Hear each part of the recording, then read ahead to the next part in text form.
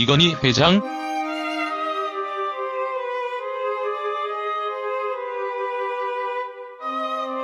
지난해 6월 사우디아라비아 왕세자 무함마드 빈 살만이 국내 경제에 실권을 쥔 국내 5대 기업의 총수와 예정에 없던 합동 간담회를 가졌다.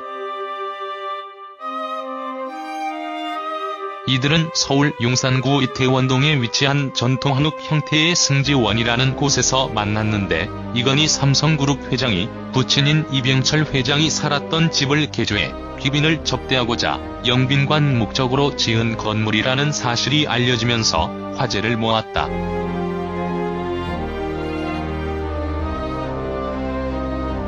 그렇다면 이건희 회장이 집무실로 사용한 것으로 알려진 승지원의 풍수지리는 어떠할까? 강남구 신사동에서 한남대교를 바라보면 거북이 등처럼 둥그런 남산이 한눈에 들어온다.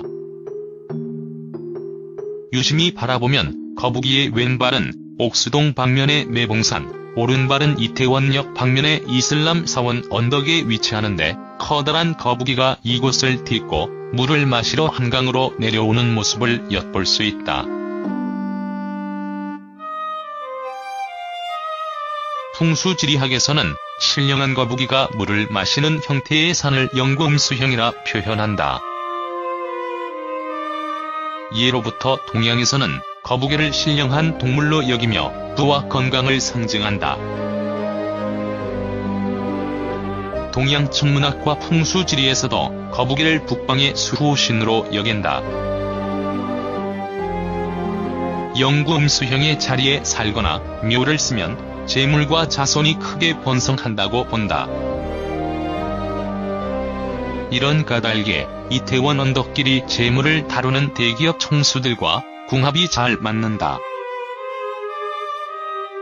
풍수지리의 산이 아름다우면 명망 높고 귀한 인물이 많으며 좋은 물이 가까이 있으면 재물이 풍성해진다는 말도 있다.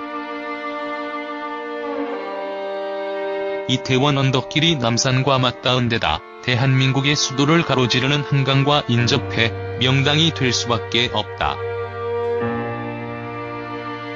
뿐만 아니라 주변의 산들이 담장처럼 감싸주어 바람을 막아주고 물이 명당으로 모여드는 지세, 즉 내룡이 생황하고 장풍득수하여 명당의 조건을 두루 갖췄다.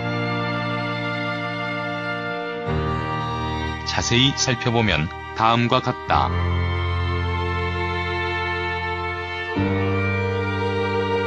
대한민국에 있는 모든 산의 대조산은 백두산이다. 여기서 출발한 산줄기가 백두대간을 따라 한반도 중심맥인 한북정맥으로 이어지고 서울의 조상인 삼각산에 이르러 신령한 석이다 어린 백색의 화강암에 우뚝 선다. 100군데에 결집한 백두산 영계는 보현봉을 지나 정릉고개에서 결인한 후 서울의 주산인 북악산을 세워 조선의 수도인 한양을 만든다.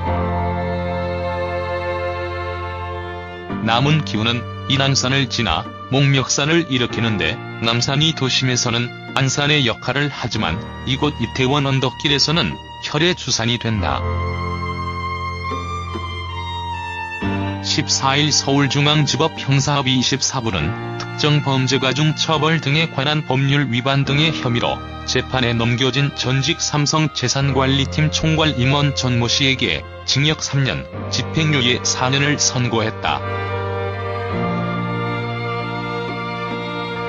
또한 벌금 77억 8천만 원에 대한 선고는 유예했다. 재판부는 피고가 범행을 모두 인정하고 반성한 점, 범행 이후 관련 조세 등을 대부분 납부한 점, 이전부터 존재한 차명 계좌 관리 업무를 이어받아 처분하는 등 범행을 주도적으로 실행했다고 보기 어려운 점 등을 고려했다며 양형 이유를 설명했다.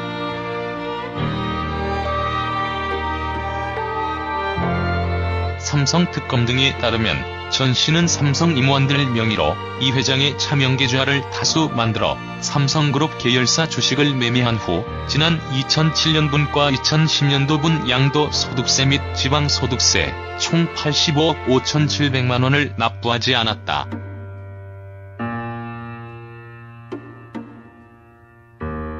삼성특검은 지난 2008년 수사를 통해 이 회장의 차명계좌 1199개를 적발했다. 이후 지난 2017년 검찰, 경찰 수사로 이 회장의 차명계좌 480개가량이 또 다시 발견되자 검찰은 조세 포탈 혐의로 전 씨를 기소했다.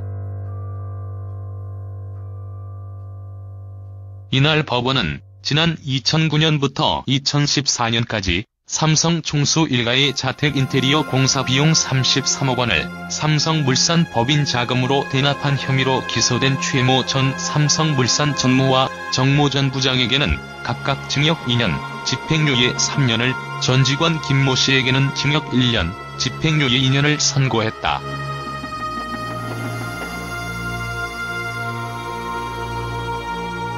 서울중앙지법 형사 24부는 14일 특정범죄가 중 처벌 등에 관한 법률 위반으로 불구속 기소된 전 대표에게 이같이 4년을 선고하고 벌금 77억 8천만 원에 대해서는 선고유예 판결을 내렸다.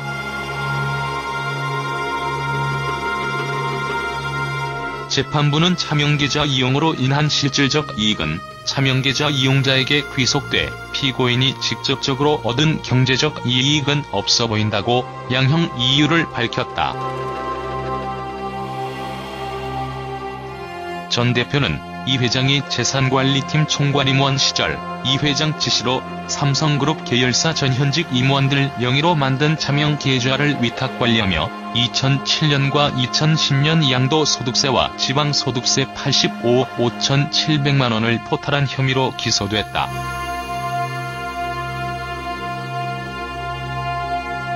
재판부는 그러나 지방소득세 포탈에 대해서는 공소기각 처분을 내렸다. 해당 범행은 2011년 특가법 개정 전 발생한 것으로 당시에는 세무공무원이 고발해야 공소를 제기할 수 있었는데 이 점이 확인되지 않는다는 이유에서다. 재판부는 또 삼성물산 자금으로 이 회장의 주택공사 대금을 지급한 혐의로 기소된 삼성물산 임직원 3명에 대해서도 징역 1에서 2년에 집행유예 2에서 3년을 선고했다. 이들은 이 회장의 서울 용산구 주택 준공 및 관리 대금을 삼성물산 자금으로 대납하여 33억 상당을 횡령한 혐의를 받았다.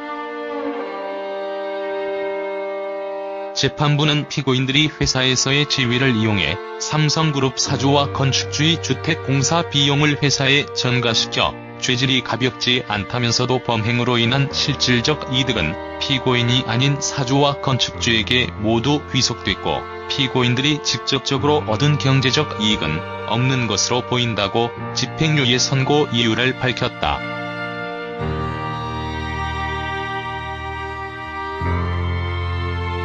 (6년째) 병상에 누워 있는 이건희 삼성그룹 회장이 국내 최대 테마파크인 에버랜드 일대 부지의 절반 약 631만 제곱미터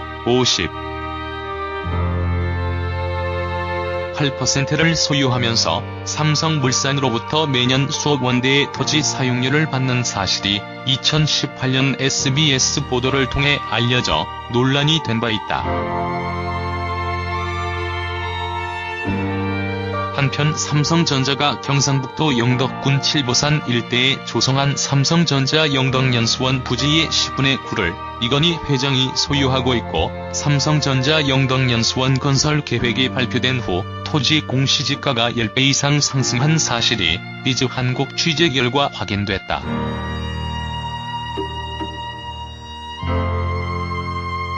일반적으로 대기업이 생산시설 및 복지시설을 지을 때 땅 소유주로부터 토지를 매입하는 과정을 거친다. 그러나 삼성전자는 토지를 매입하지 않고 연수원을 지어 결과적으로 이건희 회장이 재산 가치를 높여주는 역할을 했다. 오너 개인의 이익을 위해 기업의 자원이 동원된 것이다. 이에 삼성전자가 연수원을 지어 땅값을 부풀렸을 가능성, 이 회장이 비싼 값의 토지를 매각하기 위해 매각 시점을 미뤄두었을 가능성 등의 의혹이 불거지고 있다.